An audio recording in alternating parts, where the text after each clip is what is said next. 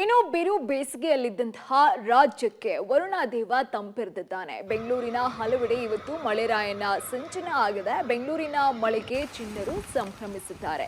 ಇನ್ನು ಕಲಬುರಗಿಯಲ್ಲೂ ಕೂಡ ವರುಣನ ಆರ್ಭಟ ಜೋರಾಗಿತ್ತು.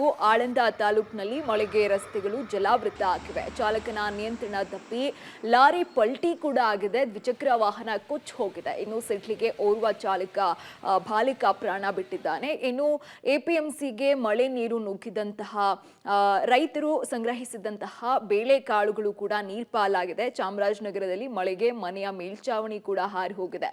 ಇತ್ತ ತುಮಕೂರಿನಲ್ಲೂ ಕೂಡ ಮಳೆಯ ಸಿಂಚನ ಆಗಿದೆ. ಹಾಸನದಲ್ಲಿ ರಸ್ತೆಗೆ ಮರಗಳು ವಿದ್ಯುತ್ ಕಂಬಗಳು ಕೂಡ ಧರೆಗೆ ಉಳಿವೆ.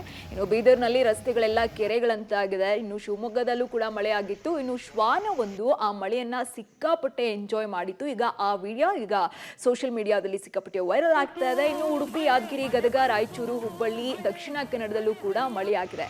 ಕೊಪ್ಪಳದಲ್ಲಿ ಮಳೆಯಲ್ಲೇ ಯುವಕರು ಕ್ರಿಕೆಟ್ ಆಡಿದ್ದಾರೆ. ಭಟ್ಕಳ ಬಳಿ ಸಮುದ್ರದಲ್ಲಿ ಮೀನುಗಾರಿಕಾ ಬೋಟ್ ಮುಳುಗಡೆ ಆಗಿತ್ತು. ಅಲ್ಲಿದ್ರಲ್ಲಿ 4 ಸಾವನ್ನಪ್ಪಿದ್ದಾರೆ ಅಂತ ಕೂಡ ಹೇಳಲಾಗ್ತಾ ಇದೆ. ಜೊತೆಗೆ ಬೋಟ್ನಲ್ಲಿ ಇದ್ದವರು ಅವರನ್ನ ರಕ್ಷಿಸಿದ್ದಾರೆ ಅನ್ನೋ ಮಾಹಿತಿ ಕೂಡ ಸದ್ಯಕ್ಕೆ ಸಿಗ್ತಾ ಇದೆ.